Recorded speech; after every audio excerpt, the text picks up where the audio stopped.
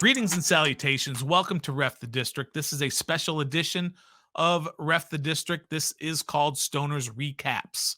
So I'm recapping the caps. That's why I call it recaps. Appreciate everyone who is tuning in. Do me a favor if you can. Let's get a few things out of the way. Hit that subscribe button there on YouTube. Hit that notification button so that you can be notified whenever we put out new content, whenever we go live, which is, by the way, every Wednesday night, 7:30 p.m. Eastern. We have a great time, myself, Nathan, and Trev. So would appreciate if you did that. Tell all your friends. Check us out on Twitter, at Ref the District, as you can see right down there, at Ref the District, or you can hit me up personally at StoneDog23. This is a safe space, meaning go ahead and hit us up in any of those if you have questions. If you want me to answer your questions on the next episode, anything like that. You want to join me? Let me know. Hit us up on Twitter, and we'll get you in here and talk a little bit about the game. So we've got to talk about this game. Let's get to the review of the game. Washington, of course, falls in game 2 of this series, 5-2, 5-1. I don't know why I just gave them an extra goal. Maybe they deserved to.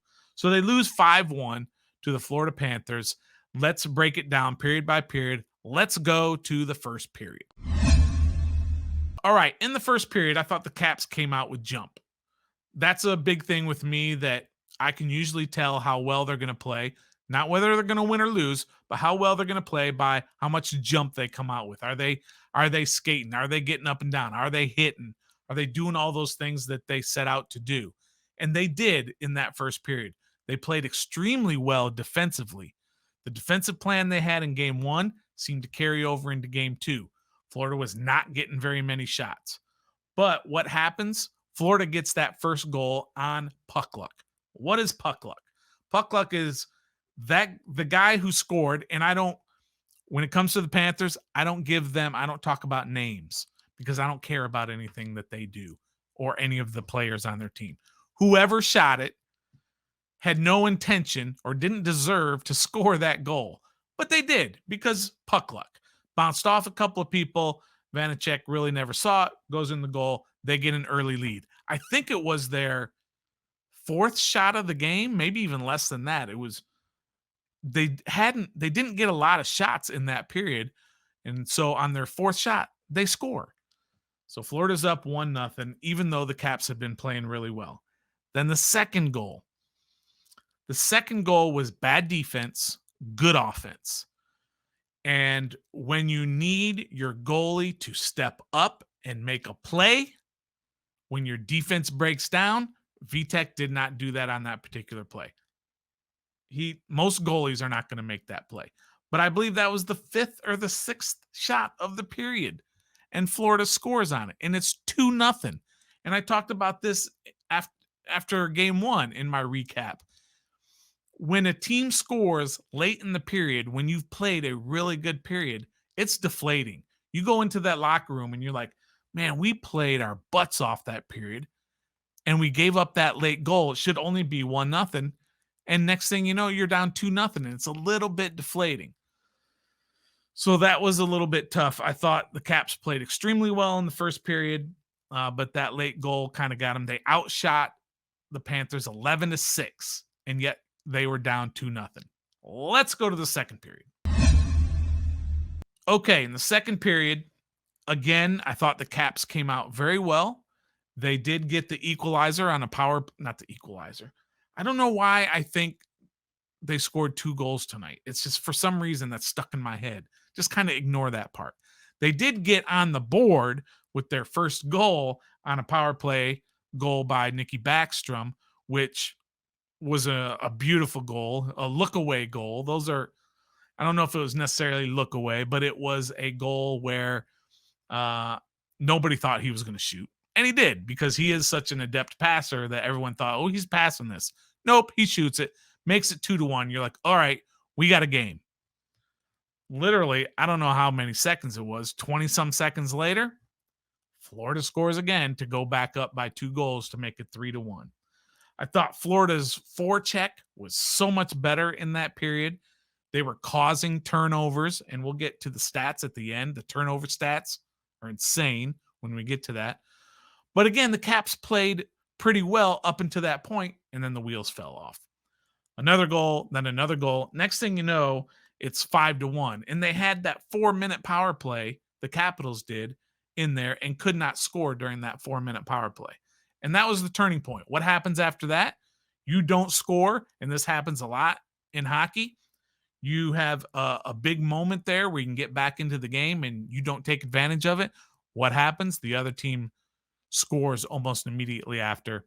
Next thing you know, you're going into the period and you're down 5-1. Game was pretty much over at that point.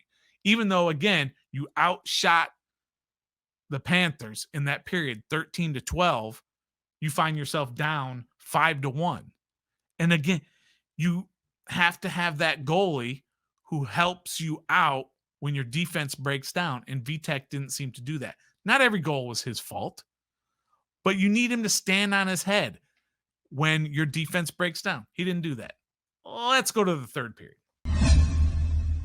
So, of course, the big thing here in the third period is that Samsonov comes into goal, replacing Vanacek.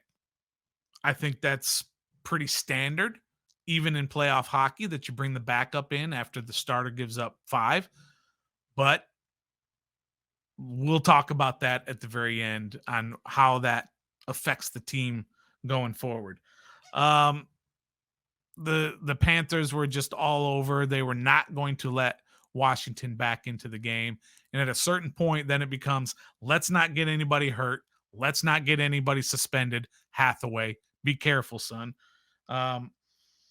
But they were outshot by Florida 18-3 that period. Just totally dominated in that period. Florida had a couple of great hits on the Caps. I mean, Marcus Johansson got smoked.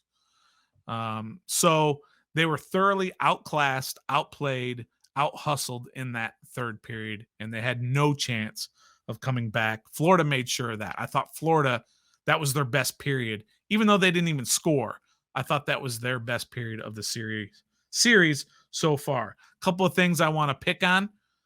Number one, nobody does the wave anymore, especially in the playoffs. That's a hack move, Florida Panther fans. Doing the wave in a playoff game, hack. Don't do that again. Tell all your friends, for all you Florida Panther fans who are watching this, don't do the wave. And by the way, by the time there was 5 minutes left and the game was obviously over, that arena was half empty. That would never happen at Capital One when you're up 5-1. That place would be rocking to the end. Whatever. I'm just picking on the team, and I'm trying to take out some of my frustrations on things like that. And lastly, something I'm going to pick on. Hey, Andrew Brunette, coach, fix your hair, son. You're a professional hockey coach making millions of dollars a year. You look like you're the I don't know what they call the guys, like in baseball, you're the bat boy, and in football, you're the ball boy.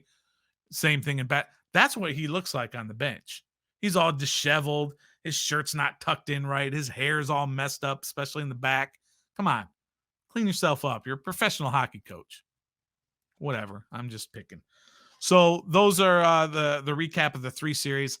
Let's get to the final part of this particular recaps. I don't have any graphics for this yet. That's coming later. But anyway, here are my thoughts. We have to have a villain from the other team. That's either going to be, it's turning out to be either Ratko Gudas, former Cap, or Hornquist. Those are a couple of agitators. I don't like either one. Those are the guys I'm going to be keeping an eye on for the rest of this series. Washington out-hit Florida 60-38. That's a big deal, but you turn it into a loss. So I don't know how big of a deal that is. That's not Florida's game. Florida's not a heavy team like Washington is. So they did some things well, but the turnovers, oh my goodness, the turnovers. I've got to find the particular turnover stats. I had it up at one time where turnovers were 19 to 6. I'm sorry, I don't have the stat in front of me. I'm looking at the stats, and they don't have turnovers here. They have it during the game, but they don't have it after the game, the final stats. Maybe I'll have to go to a different spot other than NHL.com because I don't see the team turnovers here. But anyway, at one time there were 19 turnovers for Washington. So Florida was doing a good job of getting in there, forechecking, causing the turnovers, and then of course making the plays and scoring the goals, and that of course led to was a big part of their win. The final shot totals were 36-27 in favor of Florida, even though the Caps outshot Florida in both the first two periods. So I think that was kind of a big deal. Florida dominated that third period. And the big thing is this going forward now. You went into this first two games, you said, let's go down to Sunrise and let's get a split. Let's win one. They did exactly that. They got a split, and that is the most important thing. Now you got to come back to Cap One. You got to hold home ice advantage, and you're going to go back to Florida with the series lead. So I thought you don't really want to go with this stinker into the next game thinking, well, hey, we got a split, but they did get a split.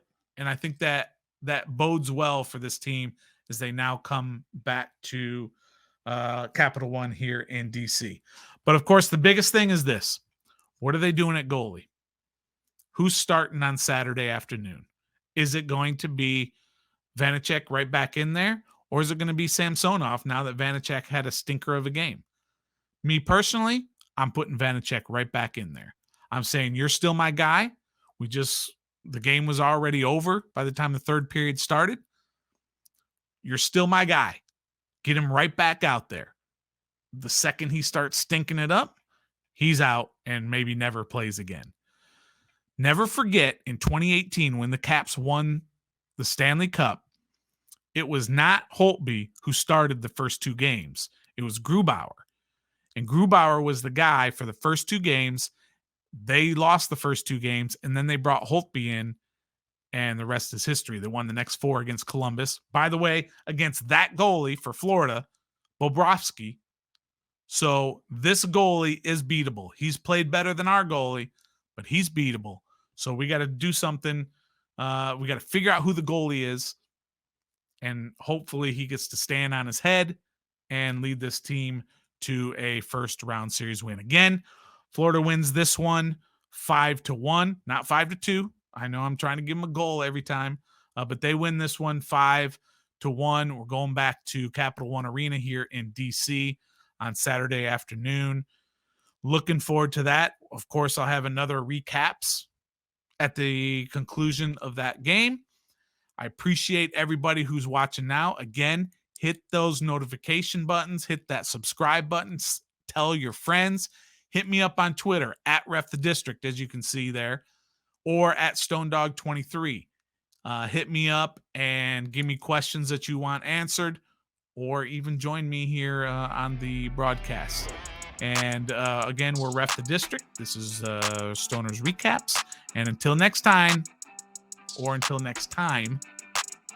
be a fan.